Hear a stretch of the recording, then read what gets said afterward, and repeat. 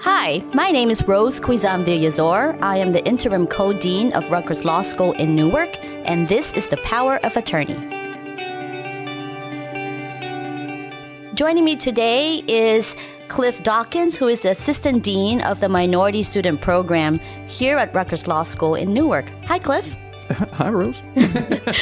Thanks so much for joining us today. Thank you for having me. Yeah. Well, we like to start this podcast by talking about your background. And so here's the question. Tell me your origin story.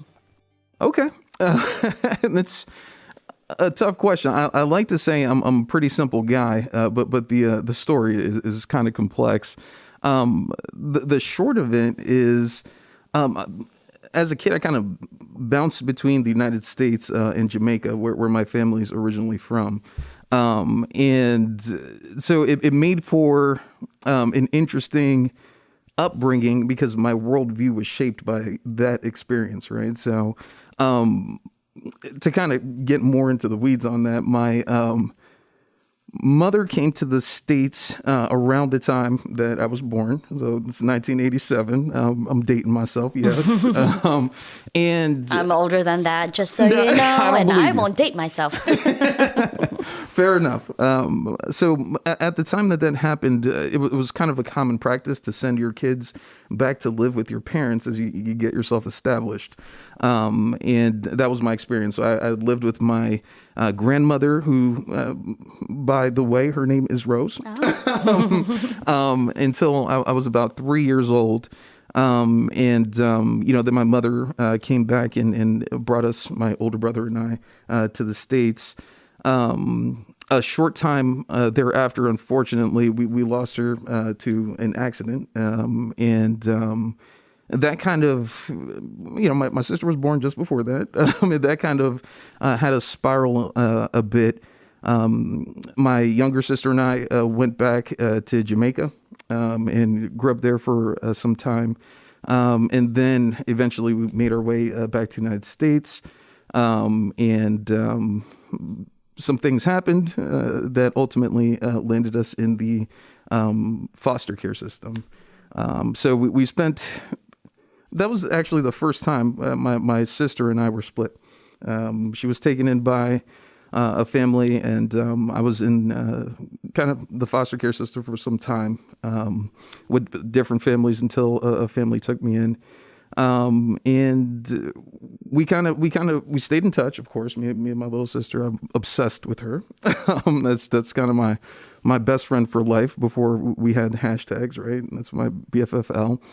And ultimately we made our way back together. Her family, took us, in, and that's where I stayed until, eventually was, court emancipated. Got an apartment and worked from 10 p.m. to 4 a.m. In a bakery. Paid for my college applications, for rent, et cetera, and made my way to college. So I know I skipped quite a lot in there, but yeah, that's the short of it. Thank you for sharing your story. Yeah. You've raised a lot of issues that I'd love to, if it's okay, Absolutely. I'd like to be able to explore, because I think your life story has some themes to it that relate to many of our students. Absolutely. I certainly understand what you meant by being raised by family members who are not your parents. Right. It's one of the immigrant stories that I have that I'm familiar with aunts and uncles raising my brothers and I while my parents were away in another country to make money and be able to support us. So I hear that, and that's an important part of who you are, right? Being able to the part of the migration story of and connecting with family members. So it sounds like you have a broader understanding of family too, family connections. Absolutely. As my sister and I joke and talk about it in this way. We say, folks used to say to us a lot, blood is thicker than water. Mm-hmm. And we will respond, but water keeps us alive. Yeah, no, right? that's true. So, yeah. Well, and then when you went through the foster care system, then there are different times also of making connections Yes. and having chosen family and Absolutely. families choosing Yes. you. Yes. And so there's a lot there that I think shows resilience, vulnerability that shaped who you are as Absolutely. a person. And I feel that I'm getting to know you better just now and understanding, okay, so that's, I can see Yes. why you're, as the current dean of the minority student program, you bring to the table this life experience that, Absolutely. in my view, connects well with our students. So I'd like to explore that further, but before we get there, if it's okay, I want to kind of continue exploring this background story.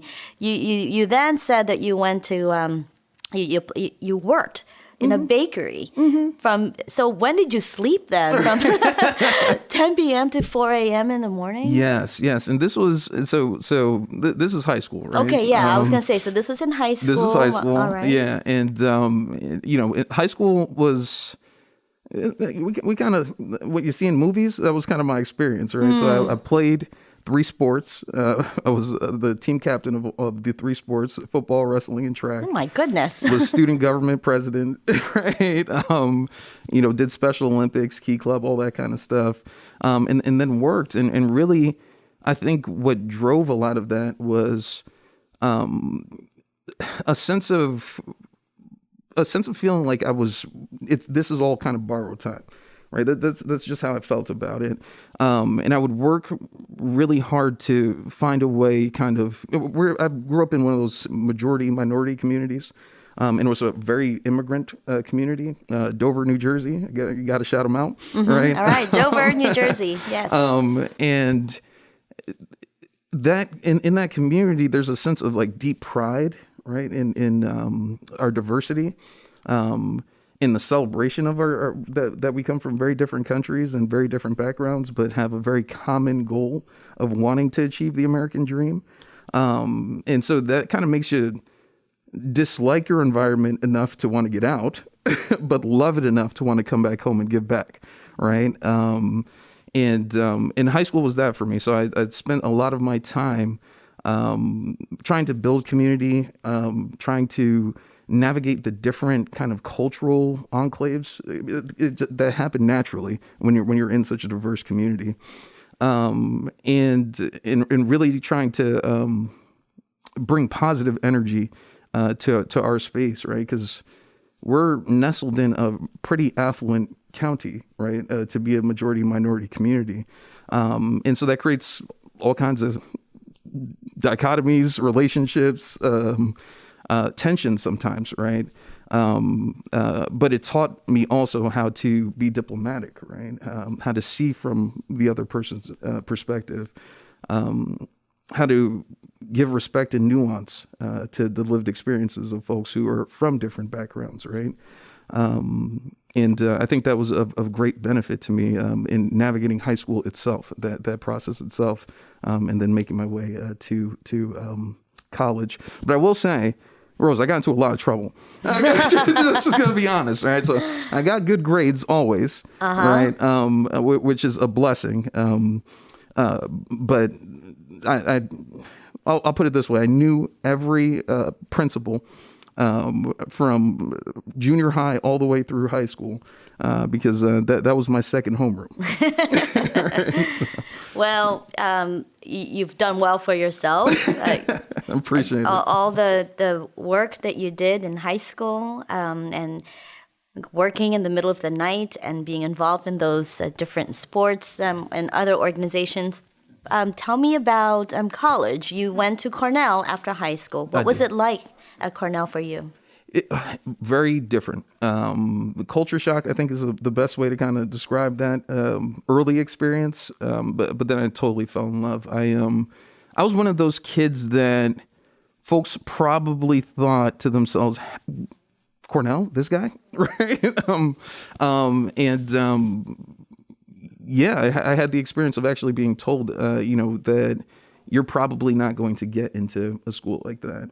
And applied by hand, hammer and chisel, right? I wrote out my application mailed it, sealed the envelope, right? Now you're really dating yourself, I know, right? because these days it's all by email. Right. I went old Pony Express on this one, and ultimately got the nod. I went up for an interview in advance. I was so fortunate, to have folks around me that drove me up so that I could have that interview. And I think that ultimately is what got me in to the institution. And then I got there, and my focus was, okay, I studied business undergrad. Organizational management, communications, and law was my concentration. And my minor was in Africana studies. And I knew that I wanted to go to school to learn business so that I could bring more economic opportunities back home. Right, that was my idea.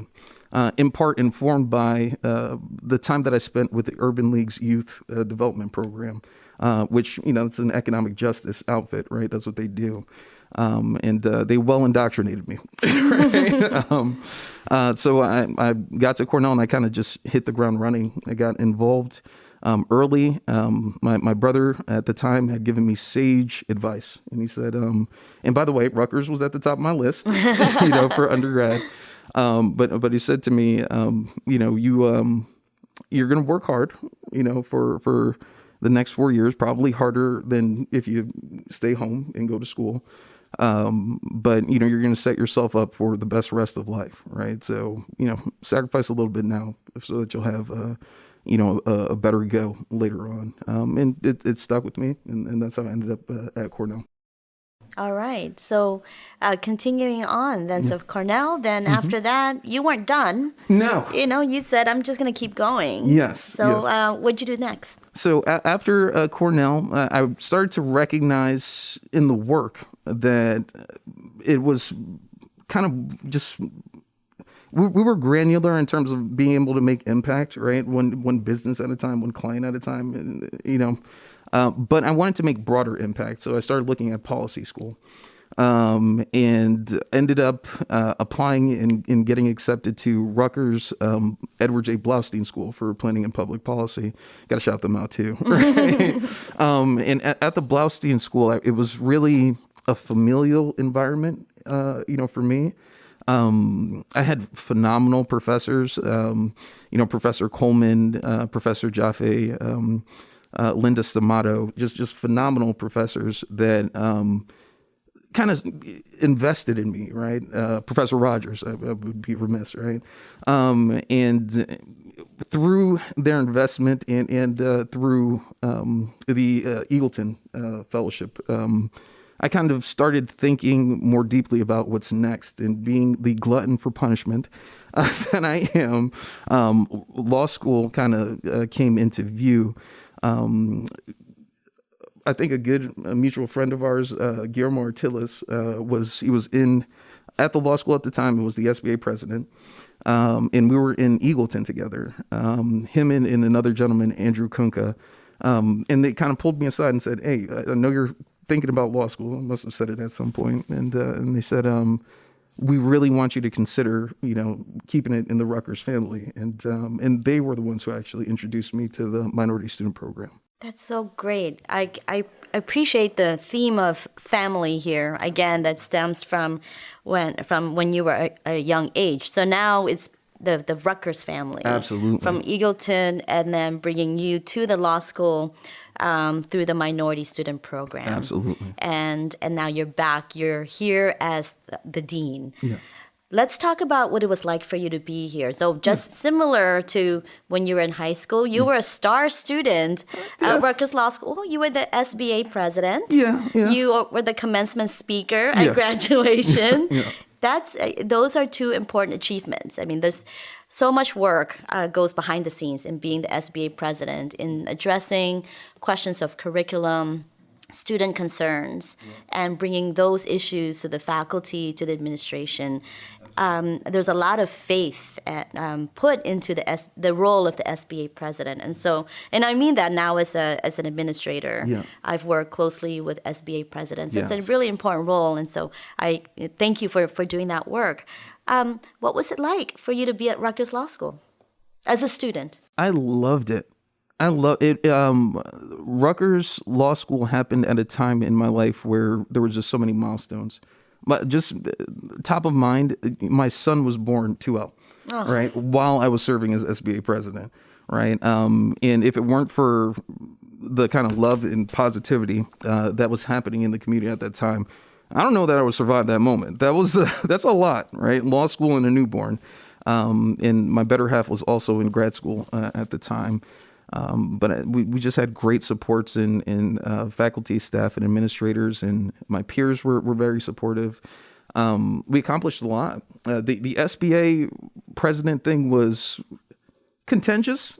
I'll say that. I won that as a 1L, which is rare, right? And certainly... When did you run? So you came in the fall, and then they had SBA elections that semester. Spring. Oh, that spring. Yeah, that spring. Impressive. Yeah, well, yeah. I wasn't here then. What year are we talking about? This is 2013. Okay, all right. Yeah, so we were in this building already. Yes. And I think, SBA was operating well for a good while. And I think we just had some ambitions. A small group, a small cobble of peers, and I just had ambitions to formalize it a little bit more, build it out a little bit more, focus in on, community relationships and so forth, and make sure that we're meeting the needs, right, of the student body. We had Superstorm Sandy, and that really pushed us. It tested us. It helped us to build bonds. We were forced to be more than superficially aligned with each other, right? We had peers that stayed with us for weeks at a time because their apartments didn't have power, right? Or good running water, or whatever, were the results of Superstorm Sandy at the time. And we came together and we created a food drive and made sure that, folks had stuff to eat and a place to go and could get those things, maintaining their dignity, right? It's hard to ask, right? And we knew that. When Colorado was hit with a similar storm, we reached out to them and we did a fundraiser and said, hey, look, we just had Sandy. We know what you're going through, right? And we know how disruptive this can be to your legal learning process. So we fundraised, and then Dean Chen helped us to bridge the gap and make the connection and send our support. We did mentorship programs. We did pen pal programs with young students in elementary school, and told them, hey, come to Rutgers, right? And sent them swag, from the school store. We created a service initiative, and we set a goal of like 300 service hours, and ended up hitting double that, right? Those were the kind of initiatives that we had in mind, and it was an enterprising group. As a matter of fact, the undergraduate newspaper wrote a story, and the title of it was "The Return of the People's Electric Law School," and we were so flattered, right? That's very meaningful to us, because we all kind of look to that era for inspiration, and I think it's a big draw, all right, to both MSP and to Rutgers Law. Okay, well, and I appreciate hearing all about those initiatives you did as SBA president. Right. While you are also part of our historic minority student program. And you had mentioned that this is a reason why you came to Rutgers Law School. Tell me a little bit more about that. What is it about MSP that appealed to you as a student? Absolutely. MSP was probably the top draw for why I came to Rutgers Law, and for a couple of reasons. One, the folks that I met that I talked about a little bit earlier, Andy and Guillermo, they were in MSP, right? So they would tell me about the program, and they would talk about it in terms of family. So that's for someone like me, that's a selling point, right? Mm-hmm. This is going to be a big selling point. And I went to an open house that was hosted by then Dean Yvette Bravo Weber, my dean, right, for MSP.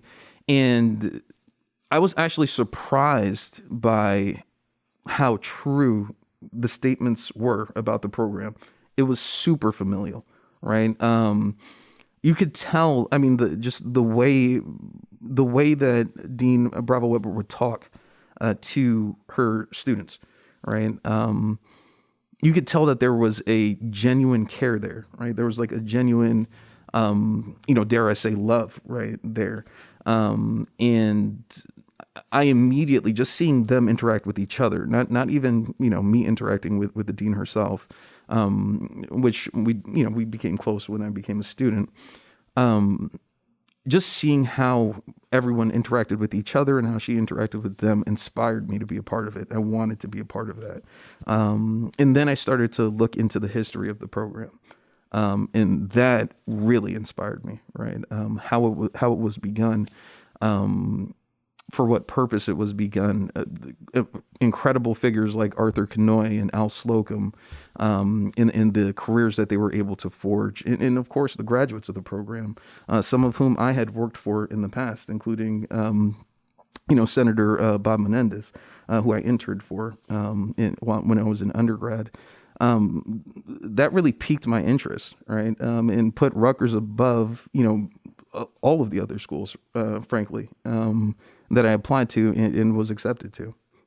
MSP is indeed one of the, what is so special, one of the reasons why Rutgers Law School is so special. And here in Newark, we've had this program for over 50 years. Camden's program is about 5 years old, and so it's been great to be able to develop the MSP program in Camden.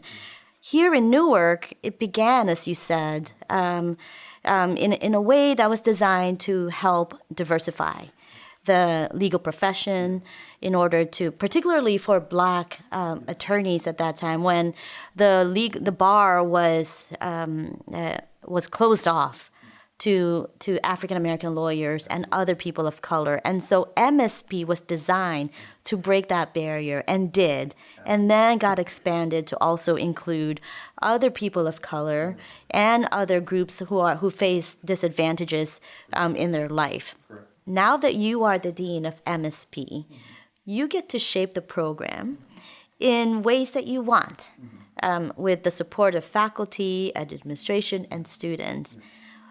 Why did you decide to take on this role? I mean, we've skipped over your years of practice, but at this point, I want to explore the desire to continue the family theme and be part of the MSP family. Absolutely, I think there's two sides to it. The one side is what personally I hope to accomplish. My life's work, so to speak.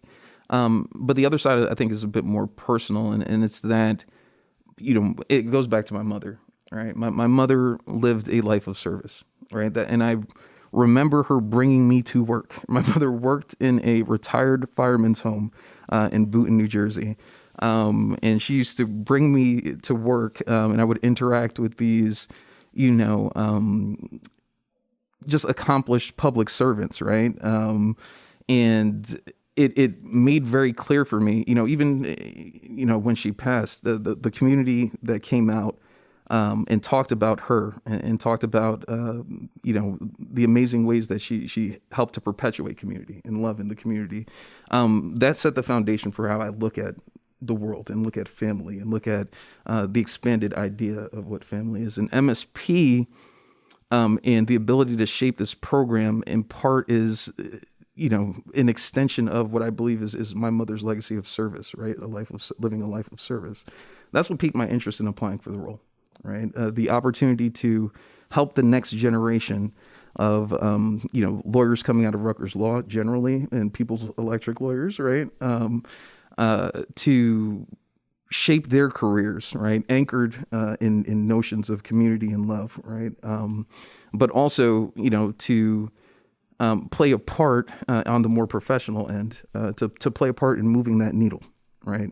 In the direction of diversifying the profession, right? Because we know the benefits of diversity, right? I don't think we want to go too deep into that, for this talk. But it's one of those things that everyone can play a role in, but this role in particular gets you on the ground floor, right, into the trenches, right?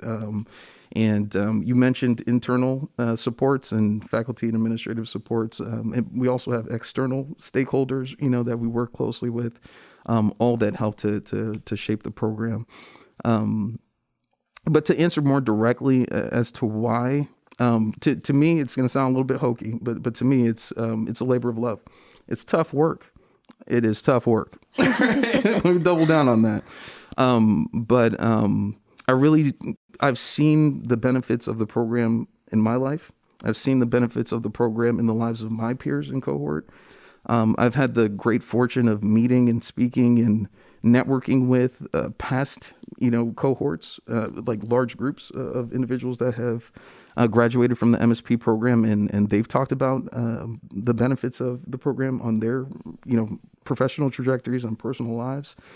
The opportunity to play that role, to help others in that way, to make a meaningful and lasting impact. That's why I'm in the game. That's why I decided to apply for this role. And I'm glad that you did. And here you are, more than 6 months later, running the show. If you can describe to a student who's interested in applying to law school, and then also, because we know MSP is a post-admissions program, if you were to talk to a student who has already been admitted to Rutgers Law School, why they should apply to your program, what are the 3 main things that you will highlight for them as to why they should do so? That's a great question. You got me on the 3 main things. All right, great. All right, I'd say the first thing is a lot of folks that come to law school, particularly folks of color that come to law school, are first generation, right? Either first generation college, first generation lawyer, right? So this is number one. Part of what makes MSP beneficial is access to other first generation folks, right? So that there's built-in support. The second thing that makes MSP particularly special is part of what makes you successful in the law is confidence, right? And a lot of people get their confidence from, who they are, right? How they identify. And a lot of identification sometimes comes from the family you belong to, right? MSP is a family, right? And so we say this is a family thing. And we want you to have confidence in knowing that you have a family behind you to support you, right? That will dream with you, but not just dream, that will work with you to achieve those dreams, right? So that's number 2, right? So it's your peers, yes, but then it's this whole expansive network of practicing professionals, right? That are ready and willing to help you out when you're ready to make your career moves. And then the last thing I'll say is, if there are any concerns around, because, a lot of times we're coming from underperforming schools initially, right? So there's a little bit of catch up that has to happen. If there are any concerns in that way, MSP is very intent, right, on providing support services, right, supplemental services that'll help get you up to speed and then get you beyond, right? So you can go ahead and gun for the curve if that's what's in your heart, right? The point is, you meet the same base criteria anyone who comes to Rutgers Law and gets admitted meets, right? But you may have different challenges. Right. So we're here to work with you on overcoming all of those challenges, right? So you can thrive, right? It's not about surviving law school. It's about making the most of your time while you're here. It's about thriving. Absolutely. And being part of a family, of a network of people within the law school, but then also outside. Absolutely. More than 50 years of people who have been part of this program, who are committed to helping the students succeed, yes, get jobs, do well in law school. And so it is such an incredible program and we're lucky. We're lucky that you're here leading this organization or this program. I recall your dream party during orientation, yes, and you asked a question. You asked the students to dream, to imagine where they are in a few years. Was it 5 years? Yes. Okay. Where do you see yourself in 5 years? That's a great question. I hope to be making this kind of impact in 5 years, right? I hope to be, well, first of all, I hope to be seen in 5 years. That's right. That's important. I want to be around, but I hope that by that time we've made enough of a difference, enough of an impact that there are just gobs of folks out there who see the world in this way, right? Who approach their legal careers with love in their hearts and certainly wanting to advocate for the people, that they serve, but that see diplomacy and peace as worthwhile efforts, right? As worthwhile goals, that see the power in their voices, and that see the import of touching hearts as much as we move institutions, right? I know that's not like a super concrete answer, but I certainly hope to make all of the past deans of this MSP program, you, Rose, right, and our entire Rutgers law community proud in that time. Well, we are extremely proud and happy that you're here with us. Thank you again for joining us this morning. Thank you. The Power of Attorney is produced by Rutgers Law School. With 2 locations minutes from Philadelphia and New York City, Rutgers Law offers the prestige and reputation of a large, nationally known university with a personal, small campus experience. Learn more by visiting law.rutgers.edu.